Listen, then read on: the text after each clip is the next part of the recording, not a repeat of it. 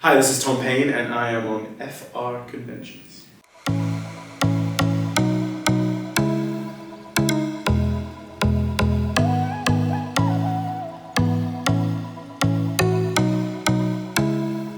My first day on the set, I went very quickly. I got cast on a Friday, and I went to Atlanta on the Monday. It might have even been the Sunday. And then I was on set on Wednesday, and I'd been sent to set because I had this fake beard that they had put on, and I needed to go show it to the directors and the showrunners and stuff.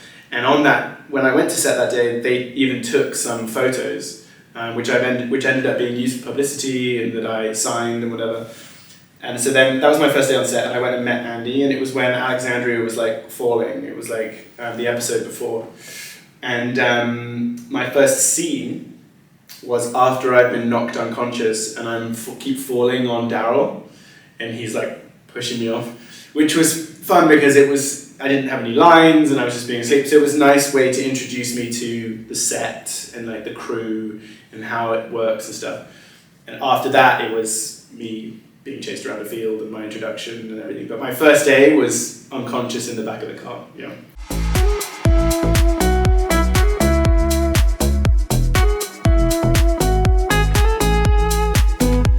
Yeah, I did. I mean, I always knew who Jesus was and that he was fundamentally a good person and he wasn't like a trickster or like he wasn't a bad guy.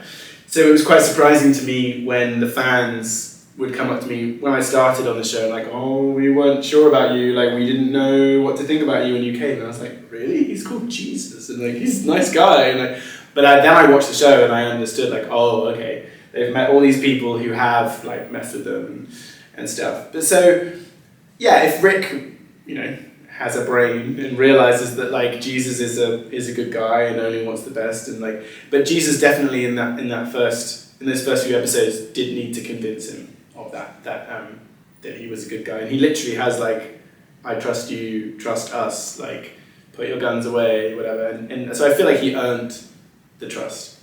I mean, then he took them to a satellite station where they murdered a bunch of people in their sleep, so maybe he's not like the nicest person, but then that's the world that they're living in,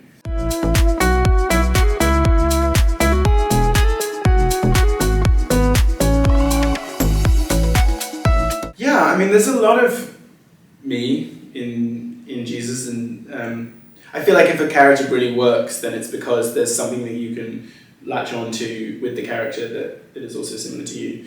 And I think that was important to me. Also that he was such a capable fighter, but he didn't he didn't use it in a bad way. It's like they tell you to like, you should do martial arts, but then not use them.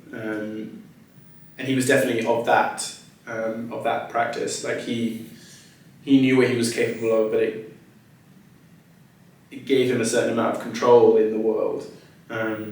And power in the world. And he was just never really intimidated by anyone, and just very at peace with who he was and where he sat in that world.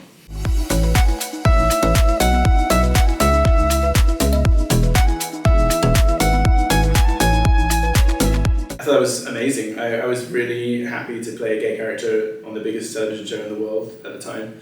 I felt like they didn't acknowledge it enough, really. You'll definitely meet people who didn't realize that Jesus was gay, or didn't want to realize that he was gay. I know that Ross got a lot of blowback because he was much more obviously gay on the show. He had a boyfriend, I don't think they married, maybe boyfriend, and they had a kiss and all that kind of stuff, and he got like some hate mail and stuff because of that. And I was like, looking forward is the wrong word, but I wanted to put out an archetypal character who just happened to be gay, and he was such a cool character, and I just felt like the network kind of got a little bit of cold feet on really pushing that out there, because it was such a great opportunity, and Rob Kirkman, who wrote the comic books, like what a cool, and it's such a simple thing, and like, oh my god, I can't believe we're talking about like how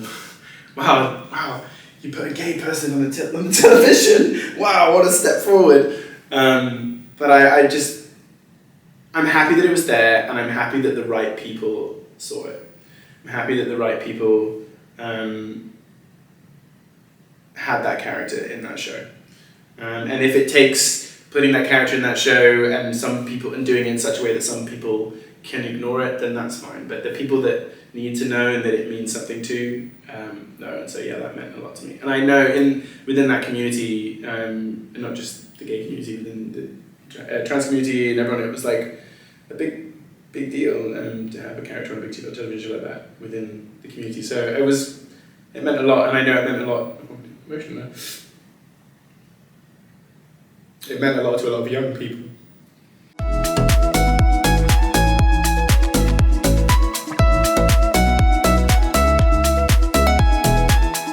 Yeah, like I said, I wanted there to be more visibility, and I thought that would have been a very cool way of bringing things together. It's a little bit of a trope, like, oh yeah, the two gay characters on the show get together, so it was also like, oh, we kind of want to avoid that.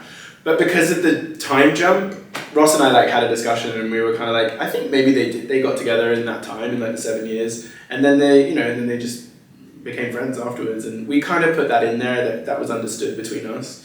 But yeah, I think it's a shame that didn't end up being in there, because they had a great partnership, and if you did read the comic books, we did hint at that, and we showed them and their relationship in season 9 at the beginning there, and know that it was a bit of a bummer for the fans to be like, oh yeah, this is going to be Aaron and Jesus, and then Jesus dies. Sorry. But I do think they handled that in a way that was visible enough for the community, but not too visible that it got backlash. Yeah.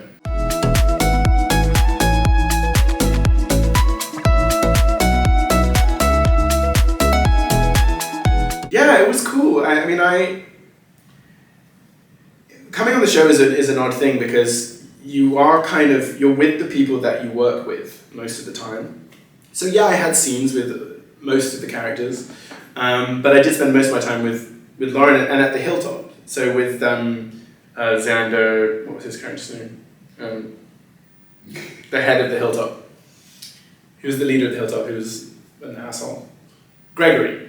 So it was like me and Sonequa and Xander and Lauren at the Hilltop together, and we were our own little dynamic. And Lauren and I could almost be brother and sister in real life. You look at us, like, oh my god, they could definitely be related. And it kind of had that dynamic on the set. Like we kind of fell into that dynamic, and there was a couple of really lovely scenes actually that we had together. And there's a scene where they bury Glenn at the Hilltop, and Jesus comes out and talks to Maggie and what was Sonequa's character's name? Maggie and Sasha about and he gives them flowers and talks about this flower needs release, and he was the right person for her at that time, and I think that was a really lovely lovely dynamic.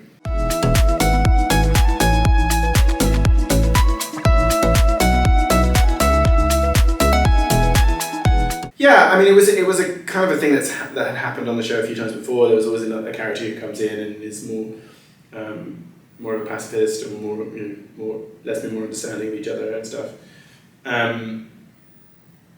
Yeah, I did. I mean, it's important to have that. It's important to have some kind of hope in humanity. This can be quite hard, but it's really important, I think, and I'm happy that Jesus was the character to keep that narrative thread going in the show.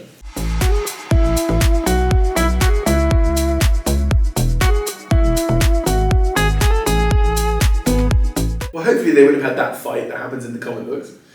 And it also, in the comic books, Jesus is he's a bit of a jokester, and he has that fight with Negan, and he's a bit like, well, you're too slow, and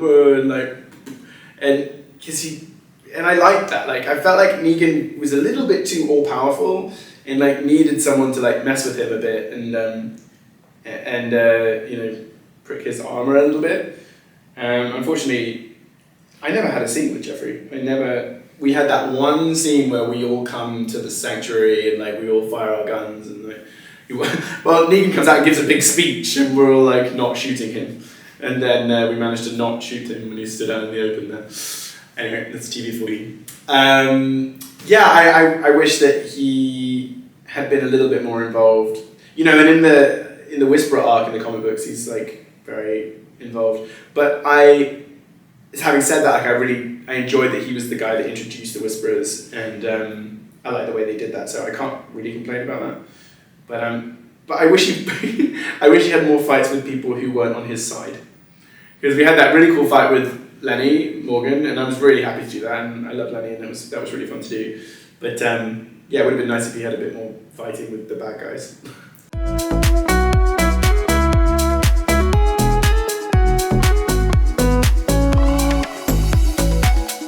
I was on the phone with my fiance, now wife, and Angela called me when I was on the phone. And I was like, "Oh, Angela's called me. Maybe I'm gonna die." And I put the phone down, and then Angela told me the news, and I called my wife back. I was like, "Oh yeah, Jeff's gonna die." But I was kind of ready to leave. So when the call came, I was like, "Oh, cool. Okay, how are we gonna do it?" You know, like I was excited to find out how the story was going to be told. Because I was over it. I was done. I'd done it for like 3 to 4 years at that point, and I'd been that character with the beard and the long hair in my personal life and in the show, and I was ready to move on. It's the longest I've ever played a character, and I didn't get into this profession to play the same person for the rest of my life. Otherwise, I'd just be a soap. Having said that, I have 3 kids now, so give me money. But at that time, I was like, no, I'm done, you know, and I didn't ask to leave, and I wouldn't have, I don't think. I mean, no, but I was fine with it. Yeah, I was happy with it.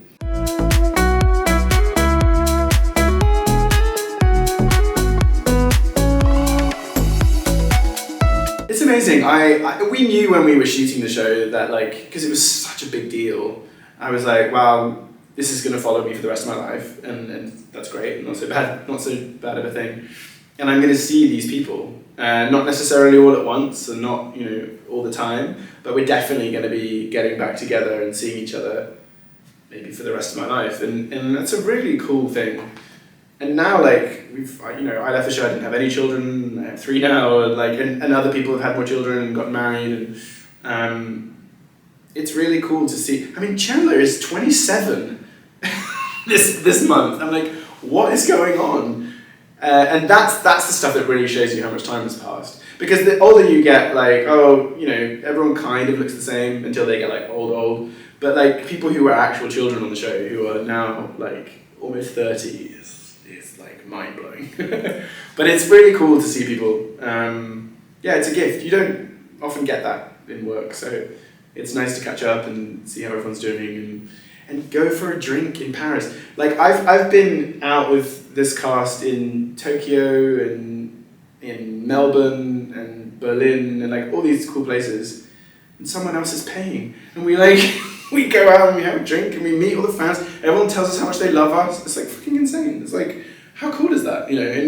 And every time now we're meeting fans who, like, started watching when they were 7 or 11, and now they're in their 20s, and, like, you know, you're really a part of the fabric of someone's life, which is like, who gets to do that, you know? So that's really a magic, and what a gift, and yeah, amazing, cool.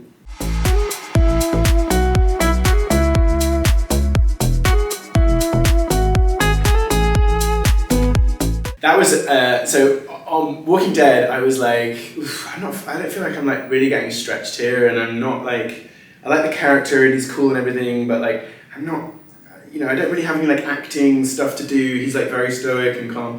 And then Prodigal Son came and was like, okay, here's all the acting in the world. Do all of the acting all the time with some fantastic actors. And you're the lead of the show, so you have to, like, hold it together. Good luck. And I was really ready for it at that point in my life, and it was exhausting because the part was very emotionally exhausting, but so amazing. We shot in New York, like in New York City. Like it was like the teenage version of me who wanted to be an actor would just be like, oh my god, you're shooting. First of all, you've just come off the biggest television show in the world, and now you're shooting a show that you're leading in the middle of New York with, like, you know, Michael Sheen. I got that part, and I was jumping around my living room in excitement because I knew I would have these scenes with Michael Sheen, because he's such a phenomenal actor, and it was so fun. And it was exhausting, but I really enjoy my work. I really like being on set, and the one thing that I found most frustrating about Walking Dead is that I didn't work enough. And I love, because especially when you're away from home, like, I was living in Atlanta, and like, what am I going to do if I'm not working today?